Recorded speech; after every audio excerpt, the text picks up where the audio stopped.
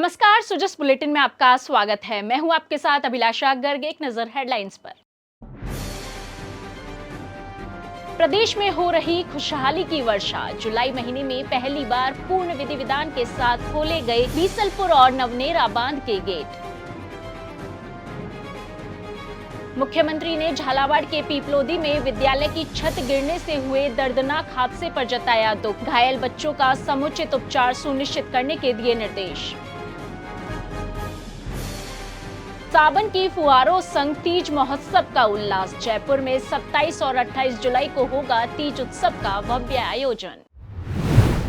मुख्यमंत्री श्री भजनलाल शर्मा ने कहा कि बीसलपुर बांध का पूरा भरना अत्यंत हर्ष का विषय है। यह पहली बार है कि जब जुलाई माह में बीसलपुर बांध का गेट खोला गया है। उन्होंने कहा कि रामजल सेतु लिंक परियोजना के घटक नवनेरा बांध इटावा कोटा का भरना भी जलापूर्ति के साथ ही कृषि कार्यों के लिए भी उपयोगी सिद्ध होगा। मुख्यमंत्री ने कहा कि श्री गिरिराज जी महाराज की अनुपम कृपा से पवित्र सावन महीने में बीसलपुर बांध का पूर्ण रूप से भरना अत्यंत हर्ष का विषय है। यह पहली बार है जब जुलाई माह में पूर्ण विधि विधान के साथ बीसलपुर बांध का गेट खोला गया है। मुझे पूर्ण विश्वास है कि वंदे गंगा जल संरक्षण जन अभियान के सुखद परिणामों से प्रदेश भर में जल की प्रचुरता हमारे किसान भाइयों, पशुपालकों एवं आमजन के जीवन में नवचेतना, समृद्धि और संभावनाओं की नई राह प्रशस्त करेगी।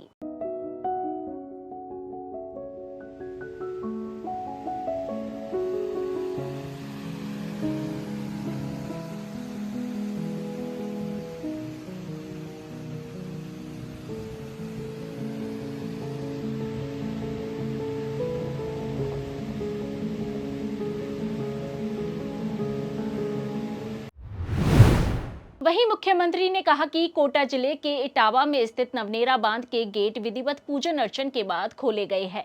रामजल सेतु लिंक परियोजना में सम्मिलित नवनेरा बांध का छलकना आसपास के क्षेत्र के लाखों निवासियों के लिए जलापूर्ति के साथ ही कृषि कार्यों के लिए भी अत्यंत उपयोगी सिद्ध होगा।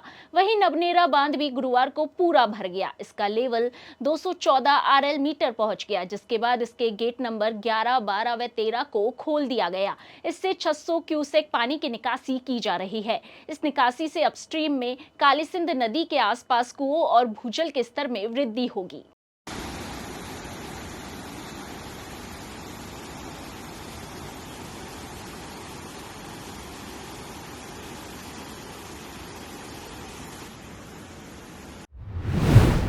वहीं संसदीय कार्य विधि एवं विधिक कार्य मंत्री श्री जोगाराम पटेल ने आज जोधपुर में जल संसाधन विभाग और जन स्वास्थ्य एवं अभियांत्रिकी विभाग के अधिकारियों के साथ सुरपुरा बांध का अवलोकन किया और अधिकारियों से जल भराव क्षमता और वर्तमान जल स्तर की जानकारी ली। संसदीय कार्य मंत्री ने कहा कि मुख्यमंत्री श्री भजनलाल शर्मा के कुशल नेतृत्व में प्रदेश सरकार समुचित जलापूर्ति की दिशा में कृत संकल्पित होकर काम कर रही है। संसदीय कार्य मंत्री ने अधिकारियों को बांध पर सड़क निर्माण, फेंसिंग और लाइटिंग की व्यवस्था के लिए प्लान बनाने के लिए आवश्यक निर्देश दिए। उन्होंने सुरपुरा बांध क्षेत्र को जोधपुर के प्रमुख पर्यटन स्थल के रूप में विकसित करने के लिए आवश्यक आधारभूत अवसंरचना के लिए प्रोजेक्ट तैयार करने के लिए भी निर्देशित किया। मुख्यमंत्री श्री भजनलाल शर्मा ने झालावाड़ के पीपलोदी में विद्यालय की छत गिरने से हुए दर्दनाक हादसे पर अत्यंत दुख प्रकट किया है। मुख्यमंत्री ने घायल बच्चों के समुचित उपचार सुनिश्चित करने के लिए संबंधित अधिकारियों को निर्देशित किया है। मुख्यमंत्री ने ईश्वर से प्रार्थना करते हुए कहा कि दिवंगत दिव्य आत्माओं को अपने श्री चरणों में स्थान प्रदान करे और शोकाकुल परिजनों को यह अपार दुख सहन करने की शक्ति दे। बाबा साहब डॉक्टर भीमराव अंबेडकर के सामाजिक न्याय और समानता के विचारों का प्रसार करने के उद्देश्य से मुख्यमंत्री श्री भजनलाल शर्मा के नेतृत्व में राज्य सरकार ने एक अभिनव पहल की शुरुआत की है। राजस्थान के अनुसूचित जाति वर्ग के मूल निवासी को राज्य सरकार संविधान निर्माता बाबा साहब के जीवन से जुड़े इन 5 ऐतिहासिक स्थलों पंच तीर्थ की निःशुल्क रेल यात्रा करवाएगी, जिनसे उनके महान व्यक्तित्व का साक्षात्कार होता है। मुख्यमंत्री के निर्देश पर यह योजना वरिष्ठ नागरिक तीर्थ योजना की तर्ज पर संचालित की जा रही है। योजना के अंतर्गत आवेदन करने वाला व्यक्ति राजस्थान का मूल निवासी एवं अनुसूचित जाति वर्ग से संबंधित होना चाहिए। आवेदक आयकरदाता नहीं होना चाहिए तथा उसके पास जन आधार कार्ड अनिवार्य रूप से होना चाहिए। साथ ही आवेदक किसी संक्रामक रोग से ग्रसित नहीं होना चाहिए। आवेदन के साथ चिकित्सकीय प्रमाण पत्र अनिवार्य है। यात्रा के लिए आवेदन ऑनलाइन और ऑफलाइन दोनों ही माध्यमों से किए जा सकते हैं। योजना के अंतर्गत प्राप्त आवेदनों की जांच जिला स्तरीय समिति द्वारा की जाएगी। यदि आवेदन संख्या अधिक होती है तो यात्रियों का चयन कंप्यूटराइज्ड लॉटरी या अन्य पारदर्शी माध्यमों से किया जाएगा। चयन सूची और प्रतीक्षा सूची विभागीय वेबसाइट और सूचना पोर्टल पर जारी की जाएगी। श्रावण मास की हरियाली संग जयपुर में 27 और 28 जुलाई को पर्यटन विभाग द्वारा भव्य तीज महोत्सव का आयोजन किया जाएगा। यह पर्व देवी पार्वती और भगवान शिव के पुनर्मिलन को समर्पित है, जिसे महिलाएं विशेष श्रद्धा के साथ मनाती है। त्रिपोलिया गेट से निकलने वाली पारंपरिक तीज माता की शोभा यात्रा इस आयोजन का मुख्य आकर्षण होगी।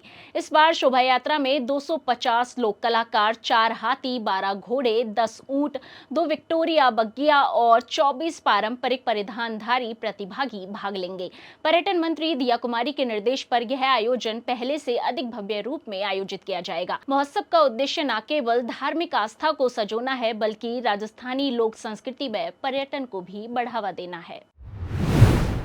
शासन सचिव पशुपालन, गोपालन और मत्स्य डॉक्टर समित शर्मा ने कहा कि वित्तीय वर्ष 2025-26 के बजट घोषणाओं के लक्ष्यों की प्राप्ति की क्रियान्विति की गति बढ़ाते हुए विभाग के अधिकारी काम करें। उन्होंने राज्य बजट घोषणाओं में विभाग की प्रगति और उपलब्धियों की समीक्षा की। शासन सचिव गुरुवार को सचिवालय स्थित सम्मेलन कक्ष में वीडियो कॉन्फ्रेंसिंग के माध्यम से आयोजित विभागीय योजनाओं की समीक्षा बैठक को संबोधित कर रहे थे।